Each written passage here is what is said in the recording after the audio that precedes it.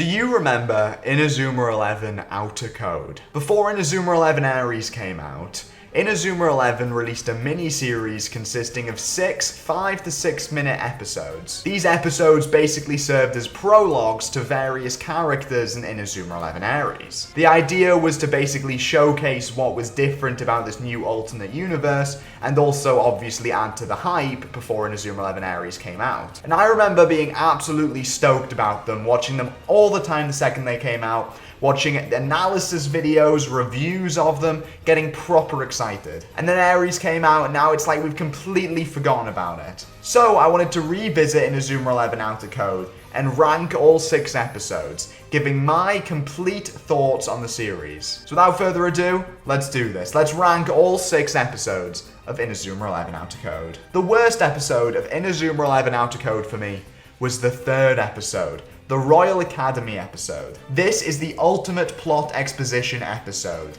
You've got Samford and King walking into a Royal Academy conference where they're introduced to Caleb Stonewall, Ray Dark appears out of his chair, and Nathan walks in. Reveal, reveal, reveal. And obviously me, being stupid and naive, thought that we would actually get explanations for why these reveals happened. Obviously with Ares, you don't really get any explanation for why Ray Dark's back, or why Caleb's suddenly part of Royal, or why Nathan's, decided, oh, I'm gonna be Ray Dark's little puppy dog. But Outer Code bravely goes, no, we're actually not gonna give you any answers, and it doesn't explain anything. Ray Dark got let out because he decided to volunteer for the Ares project, but then doesn't bring that up ever again, or bring up how exactly that correlates to him now being coach of Royal Academy. And Nathan walks out and is just like, the commander, and then just stands still, and Caleb's just there for some reason. It's an episode full of cool surface level reveals, but with no actual justification, substance, or anything.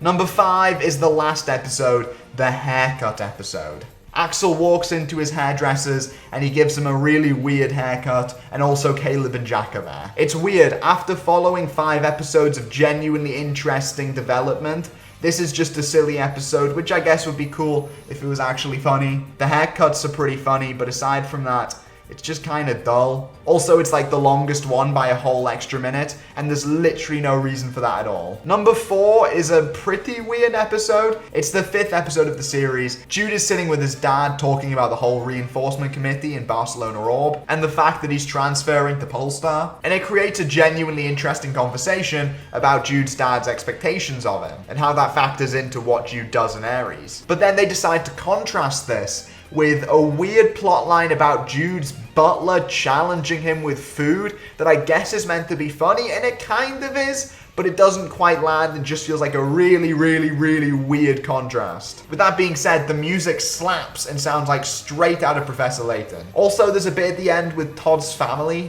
which is kind of weird. It's like a little fever dream, but I kind of love it. Number 3 is the Alias episode. Obviously, there was going to be an Alias episode. This is the 2nd episode of the series. It's mainly focused around Xavier and Jordan having a little chat, when suddenly Bellatrix walks in, and Dvalin walks in, I think like Torch and Gazelle walk in, maybe just one of them.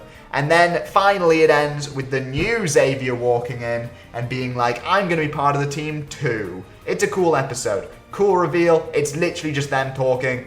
Not particularly too interesting. There's not a whole lot that happens, but it's fine. It's a fine episode. These shorts also really, really, really hype up Polestar. Like, they're all about talking about how cool Polestar is and how badass and powerful they are. And it's cool. Number 2 is the 1st episode, the Alpine episode. Now, I remember when this came out and it was so hype because we didn't really know what the reinforcement committee was at this point. So it was just really, really, really cool when the reveal of Kevin walking in is a new Alpine player. That was hype. And this episode is all about learning who Aiden Frost is, who this new Aiden Frost is. Basically, he's been a bit of an arsehole on the pitch, and Sean Frost is defending him while the rest of Alpine kind of tried to tear him apart. Meanwhile, we see that this Polestar team are really, really bloody good, and Aiden's a bit of an arse. And then Kevin comes at the end to be like, hi, I'm Kevin Dragonfly, and everyone like shits their pants and comes everywhere. Fun fact about this episode, it has a cool bit of world building where it talks about Ishikari High, who I guess are meant to be a team in the football frontier, who are all made of fishermen's sons. So there you go, there's a new team to think about in Inazuma 11, the Fisherman's Son team. I like to think they just recruited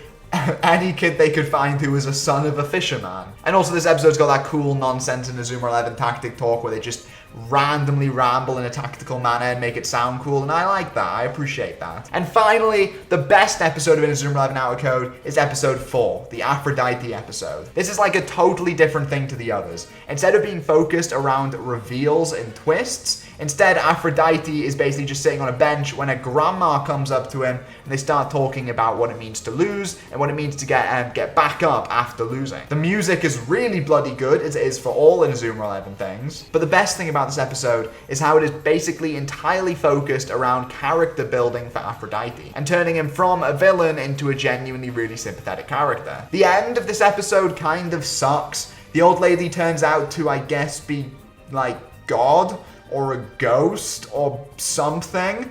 And then there's like a whole bit with bloody New Xavier where he's like, I'm the God Striker, which I guess makes sense vaguely thematically because Aphrodite's God and he's a God Striker. But none of this ruins what was my favorite episode of the bunch. Fun fact, did you know there's an Inazuma 11 Outer Code manga called the Inazuma 11 Code Outer Code, called the Inazuma 11 Outer Code Anthology manga, and it features a bonus chapter where Jude and Axel are talking in the club room about Polestar and like the whole moving to the different clubs and why they're doing it and stuff, and the fact that Axel's going back to Kirkwood. Also, there's a bit of the meal stuff from the Jude episode for some reason. And every episode has its own extended epilogue, which is quite funny. And then at the end, there's a really cool illustration gallery, which gives us this really cool illustration. So yeah, shout out to Inazuma 11 Outer Code. It's a really cool thing, and it's one of my favorite underappreciated things in Inazuma 11. If you enjoyed today's video, make sure you like, comment, and subscribe for more Inazuma 11 content. I'll see you guys in the next video.